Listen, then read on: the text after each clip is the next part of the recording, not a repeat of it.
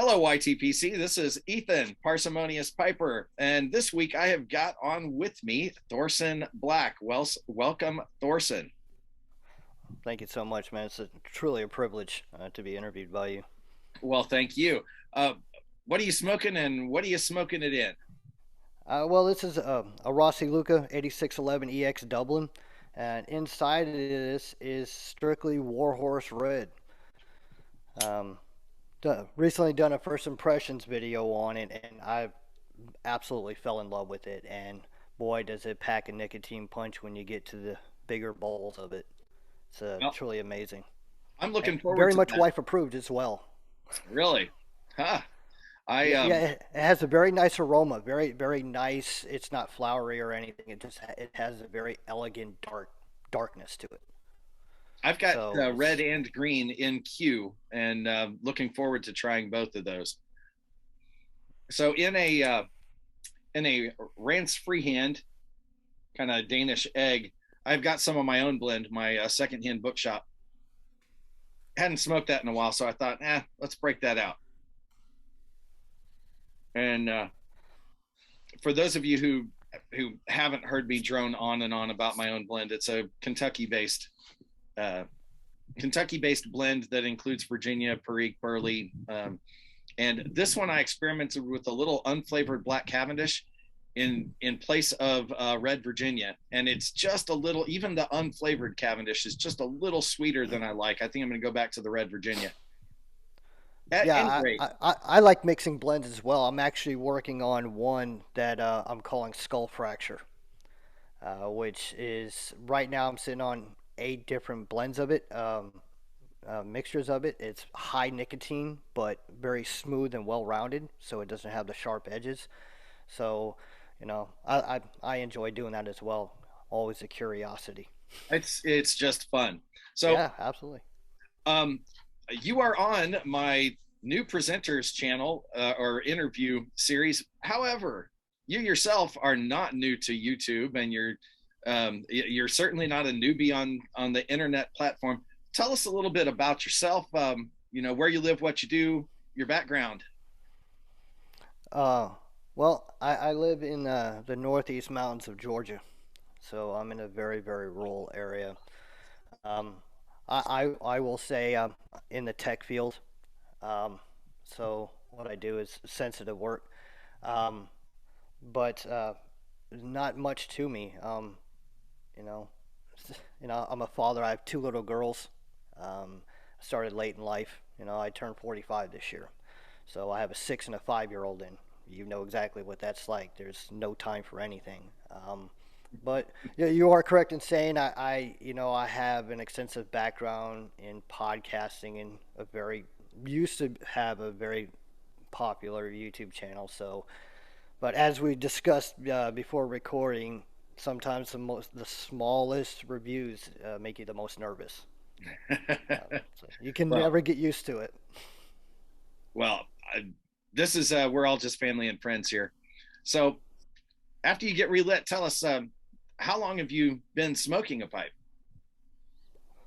Well, my journey began Valentine's Day of 2021, Okay. and it was out of the blue. My wife just gifted me really a drugstore style pipe. It's a apple shape, and I was like, huh, it was her way of saying stop smoking cigarettes. Don't like the smell. So I did. So within a 2-day period, I just amassed as much knowledge as I could as far as pipe tobacco. Went to a brick and mortar and bought 3 blends. I had no idea what I was doing, and she created a monster. It went from 3 blends to now 87 blends and 8 pipes. So it's been a lot of fun. So my journey, just like everybody else's, has been up and down. Palates changing. What you liked in the beginning, you don't really like so much. It's just the common thread. And I think the hardest thing about the piping journey is not getting the knowledge. It's learning how to be patient and Yeah. realizing, coming to the self-realization that when you're on a piping journey, you're always a student, and definitely when you're in the beginning, to make yourself understand that you know nothing. And so you have to shut that ego down and really open up. And when you go hunting for things within blends, a lot of times you won't find it. It's only when you stop trying to find it do you discover what you've been looking for all along. So, So so did the pipe help you get off the sticks? no. Uh, I try, and that's why in some of my videos I have a very strong nicotine tolerance, Yeah. so I'm hunting that nicotine a lot. But I've also started finding myself realizing that it's not about the nicotine; it's the habit of smoking, and that's the hardest for. And I smoke cigars as well, so it's that habit that is very hard to break. But I do find myself, I went from a pack and a half a day down to about 5 cigarettes a day. Oh, well, that's significant. You know, when they talk about harm reduction, that's a significant change. Um, Yeah, absolutely. And it's like when I do end up smoking a cigarette, it gags me right away. I mean, very very quickly, and it's like my own body saying, "Hey, no, go. What are you doing? Stop with that nonsense. Go back to pipe smoking or cigar smoking." You know. Now you talked about or mentioned tastes changing. Um, what did you start out on, and what are you liking now? Well, the first three blends I bought was Peter Stokeby's Peaches and Cream, Peterson's Nightcap, and Sutliff Maple Rum.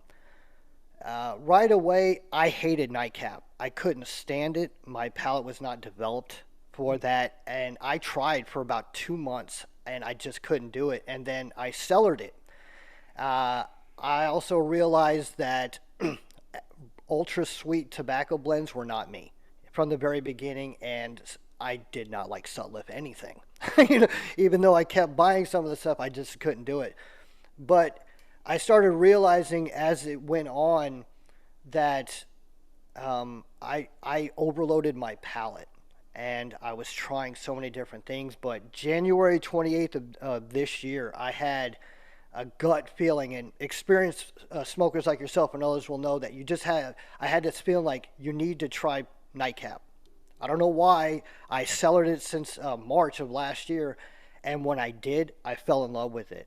And I realized, okay, my palate is now changing. Let's move on and get try English blends from there, and more non-aromatics and less away from the aromatics, and just go more towards the lighter aromatics. So, and it's an ever increasing journey, but now it's what I started with the really sweet aromatics. I can't do it anymore. I can't. As an old piper once said, I can't remember who said it, but they said we all end up going to Burley's in the end, or something like that. So I like Burley's too, but yeah, I stick primarily to whatever I feel like smoking at that time. Well, If I want sweet stuff, I will. But one thing, I don't like spicy blends. I just hmm. I don't like it. I have to tone it down with a rounder. So like let's take Haunted Bookshop as an example. I'll mix it with Capstan Blue or something like that, just to kind of tone that edgy down. Like Five Brothers, great nicotine content, but that's like smoking a habanero pepper. Huh. So, so it's like I have to round that out. Maybe my palate's just not ready for it, Oh, and well, I'm not. but we all taste things differently too. Yes. You know, I don't have a sense of smell, as my viewers know. So I I tried to, or I tend to stick to really strong blends. You know, Haunted Bookshop was one of my early loves. I love the black and brown Irish twists. You know, that type of thing. Just bold Kentucky, anything that's just super strong. Because to taste it, I have to smell it, and Mhm. so it's got to be pretty powerful. Um, but Well, that's an interesting how interesting thing. how I see it, we live in a very complex world, and that goes the same for pipe smoking. People will hunt the complexities, when in reality, pipe smoking is about simplicity. It And is in for order me. yeah, in order to gain balance on this path, regardless of how long you've been doing it, it's all about balance. It's about simplicity. So I really enjoy the one-dimensional blends like Samuel Galloway's Brown Twist and Black Twist, Capstan Blue. You know, just the basic stuff. I don't need complexity. All right. So, I mean, that's one major thing I learned from the YTPC in general, and then, of course, on my own path is I, I don't want 50,000 flavors in a tobacco blend. And I don't chase those because I don't care. You know, I buy what I'm drawn to try. Sometimes I'm wrong and sometimes I'm right. But I enjoy the simple things in life after living a very horrendous, complex life itself. Well, in the year now that you've been piping, have you developed an affinity for any particular pipe carver or brand or shape on the No, pipe side? no. I go with what I'm intuitively drawn to. So I normally go like black pipes, but I enjoy other ones. But you know, I've got all different kinds. I enjoy cob pipes. I've got a Peterson, which is a prized possession of mine. The first pipe my wife gave me, that is only pulled out on Valentine's Day, my piping anniversary. So if I like it, and I normally go for larger bowl, outer diameter sizes. I like those, but my newest acquisition is a Stanwell Featherweight 242 pot. I mean, literally, it's this big, and I don't have a whole lot of time to smoke, so I will use that, and it just works. And I was drawn to it, and I don't like tiny pipes, but that thing is a dream. So it's whatever I go for. I wish Petersons would make much bigger pipes, larger pipes, because you know I'm very strong with my Irish and Scottish ancestry. But I am looking a lot. I like a lot of the rat tray stuff, you know. So, and I definitely got to get a 320. Everybody has those, and I Right. think that's a great size. It's a, I have big hands, so it's kind of like these rinky-dink ones. But I just go what I like. I'm not brand loyal like that. Now, you mentioned Scottish and Irish ancestry. Thorsyn isn't really a Scottish name. Where does that come from? It was a name that I melded together in the past. I was known by Thorsyn Black and Nightshade Okay. all over the world. So, um, it honest. If you look at the name Thorsyn Black, it's simple, it's complex, it's dark, and it's strong. Right. So when I was Sounds like a Marvel anti-hero. yeah, kind of, but I mean, you don't have to have a Gaelic name to have that pride, right? So, I mean, and it's not just, I'm not one of those superficial, I'm proud of my heritage. You know, I spend thousands of hours a year studying Hmm. my ancestral paths. So, I, you know, I try not to push that on my channel at all, as I just stick straight to the point. And that's why I developed my channel, was Sure. cut out all that excess. If it has nothing to do with pipe smoking, I don't talk about it. And I felt like I see a lot of the YouTube channels do that, but Chris Mutton Chop Piper. I mean, if you look at his entire channel, it's all straight to the point. Yeah. It has He's very nothing. focused.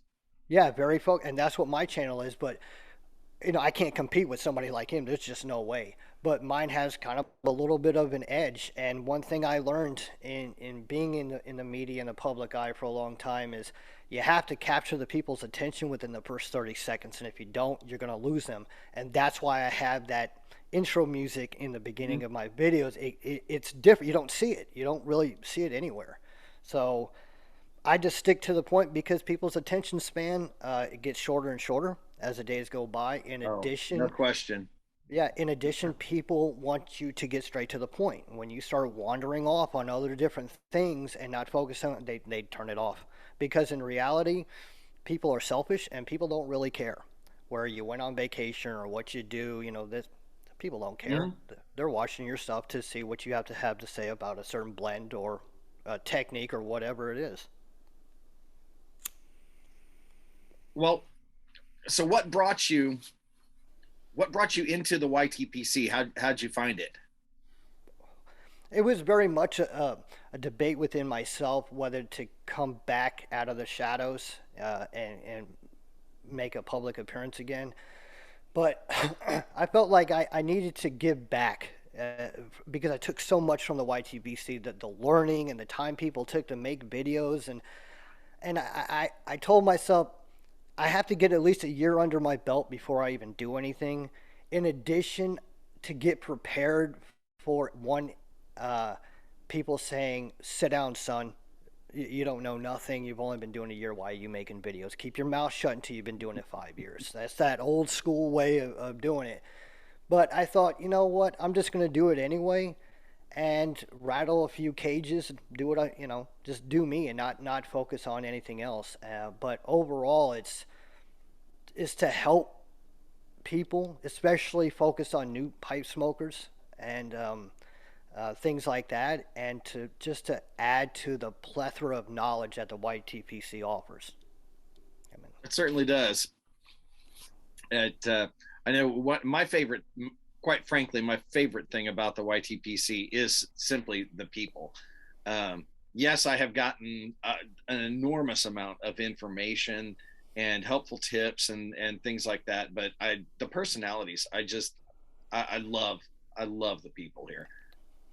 yeah, And it's all different walks of life. I mean, within just like pipe smoking as well as cigar smoking, you can have a multi-billionaire sitting in a brick and mortar, and then you have a garbage man, and then you have a secretary, and it's all they all come together for one thing, and that's the love of pipe smoking, and mhm. that's what's important. And sure, you have those trolls out there that think they know everything and tend to ruin things. But one thing I realize in the YTPC is when you start trolling, the YTP will shut you down really damn quick. And they will be the first ones to call out posers.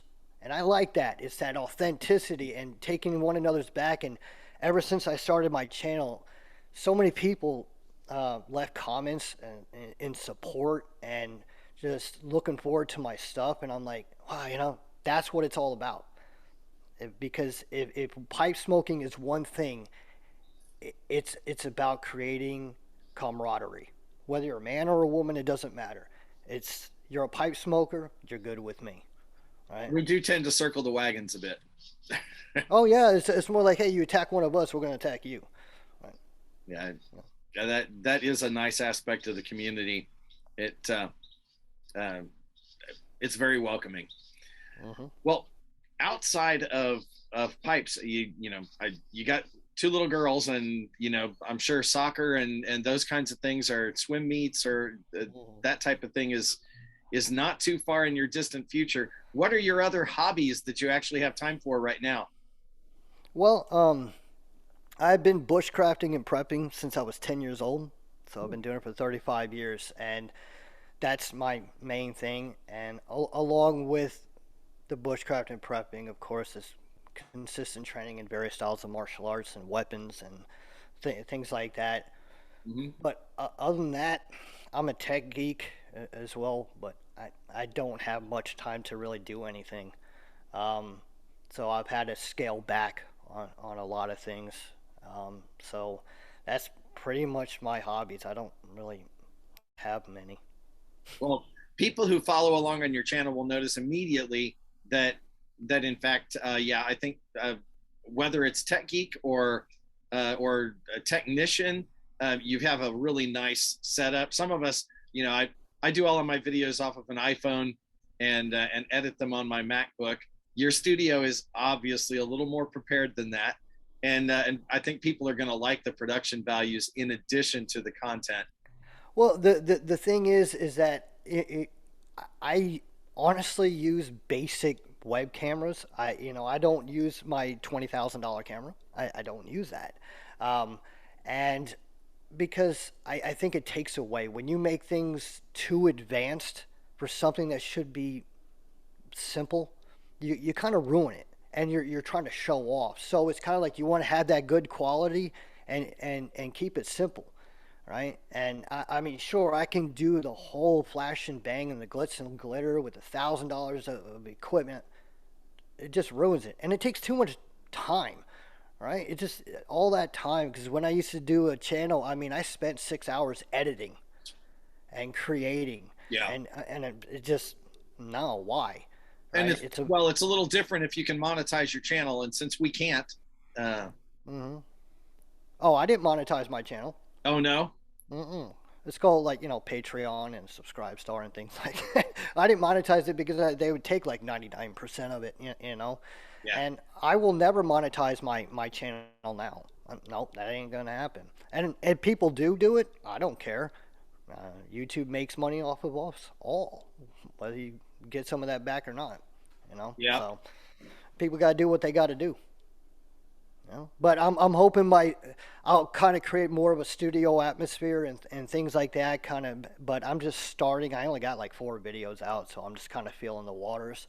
And then as time goes on, it's going to get more and more and more advanced, but keeping it simple. Yeah. Well, like I said, yeah, you're no stranger to this. I'm sure you will quickly figure out what you like your channel to look like, and how you want to present. Uh, that stuff will be. I mean, it's old hat to somebody like you that's actually been doing this in a different venue for quite a while.